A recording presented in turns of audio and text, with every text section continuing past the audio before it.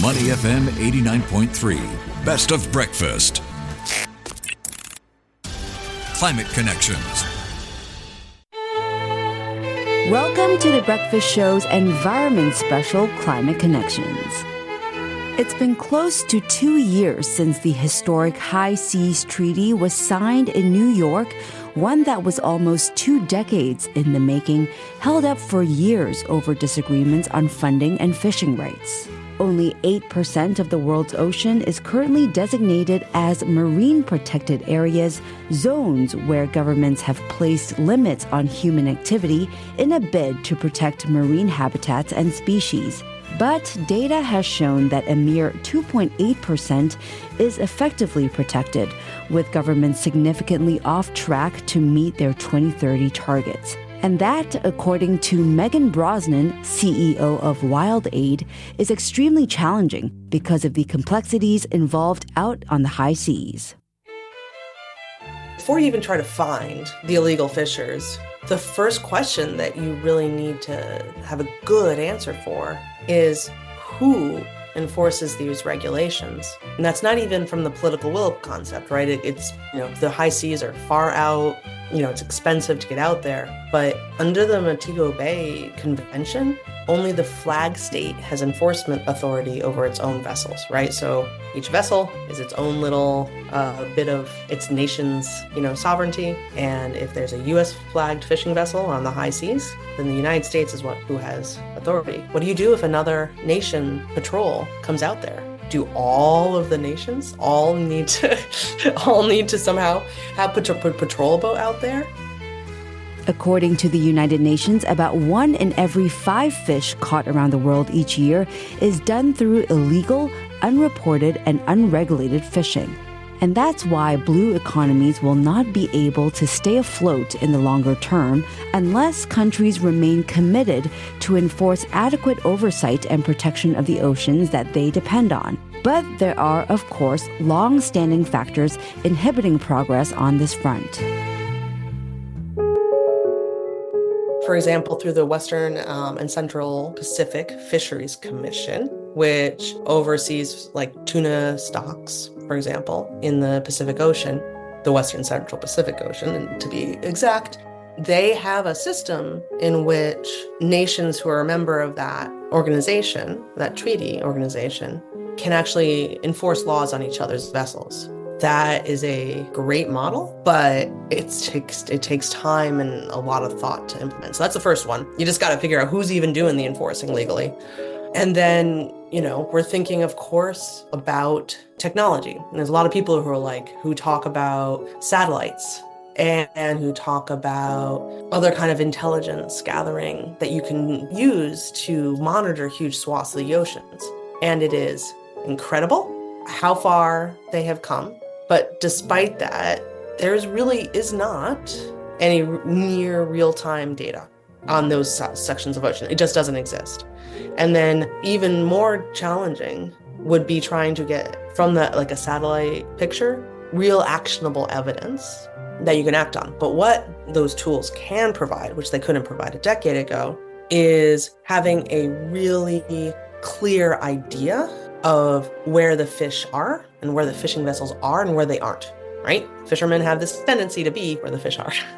So you can take this huge swath of the high seas that would be totally overwhelming to any resources to be able to patrol consistently and really shrink it into bite-sized pieces.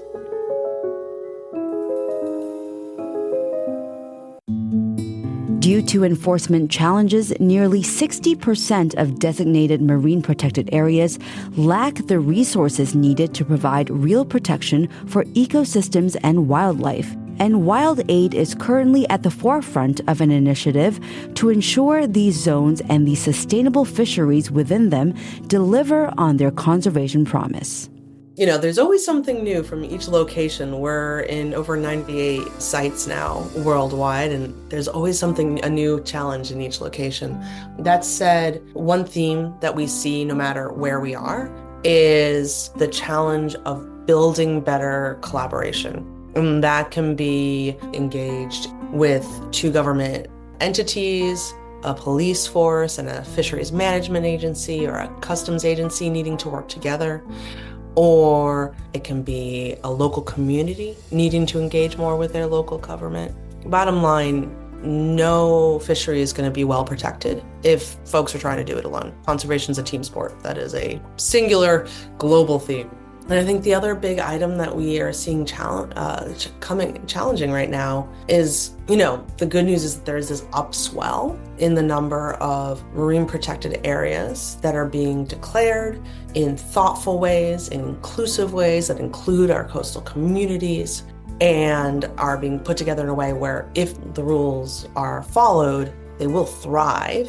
And the funding to implement those marine protected areas is still lagging hugely in the global scale. So those are the two big top of the mind challenges that I see.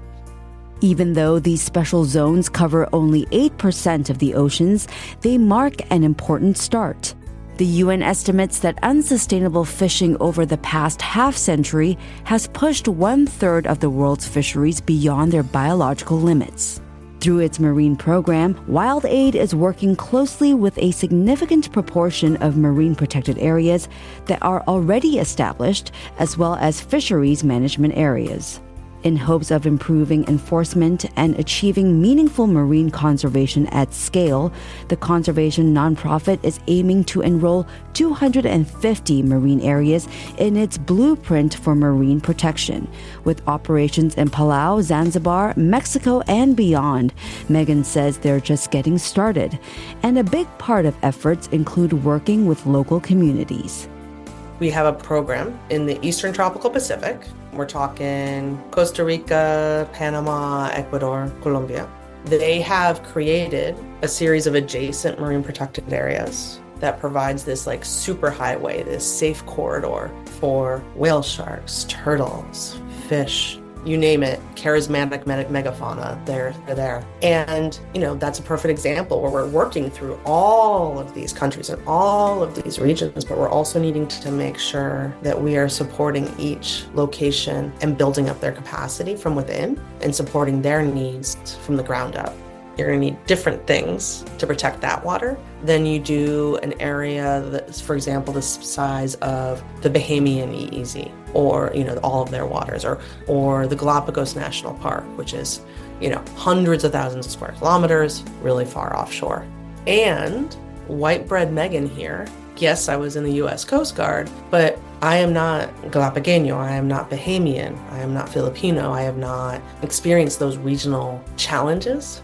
So when we can have local leaders teaching and supporting their neighbors, it makes all the difference in the world. So in the Caribbean, the Bahamas is absolutely leading the charge right now with our work.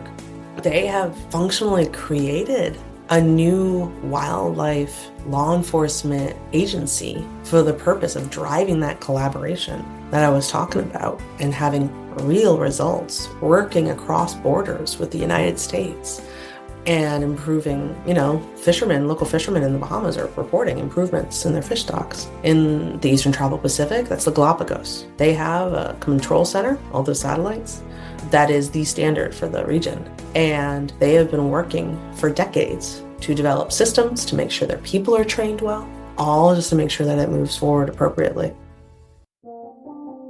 Meeting the global 30 by 30 target of safeguarding 30% of oceans by 2030 is not an easy task, but Megan is seeking to amplify the impact of WildAid's efforts by empowering those they work with. The beauty is we always hope when we enter into a partnership with a new local entity that they will become those regional leaders, because that's how you really change the world, right? It's not us, WildAid, one by one, fixing everything, right? It's us empowering people to then empower others to empower others, and it works. We consistently see that any partners that we have been able to lift up just naturally begin to lift up others. That was Climate Connections on Money FM 89.3. To listen to more great interviews, download our podcasts at audio.sg or download the audio app. That's AWEDIO, audio at the App Store and Google Play.